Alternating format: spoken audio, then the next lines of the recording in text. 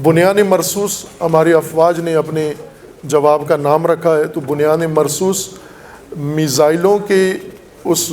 طاقت کو نہیں کہتے، انسانی طاقت کو کہتے ہیں۔ انہوں نے فوجی عسکری طاقت بنیان مرصوص ثابت کیا ہے کہ ہماری افواج بنیان مرصوص ہیں، سیسا پلائی دیوار ہیں، طاقت ہیں۔ لیکن بنیان مرصوص جیسے قرآن نے فرمایا ہے اور تلاوت بھی ہوئی ہے اور ہم سب جانتے ہیں، انسان جب آپس میں اس طرح سے مل جائیں کہ ان کے اندر رخنا نہ کیا جا سکے، انہیں تسخیر نہ کیا جا سکے، انہیں توڑا نہ جا سکے، تو انسانی اتحاد کو بنیان مرصوص کہتے ہیں۔ یہاں بہت بزرگ شخصیات بیٹھے ہوئے، میرے اساتذہ ہیں سارے تقریباً،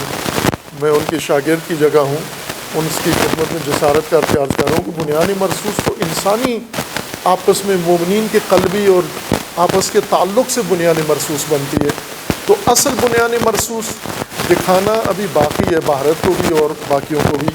اس لیے یہ جو عنوان رکھا گیا ہے اسے ثابت کریں ہم عملی طور پر کہ واقعاً ہم بنیان مرصوص ہیں۔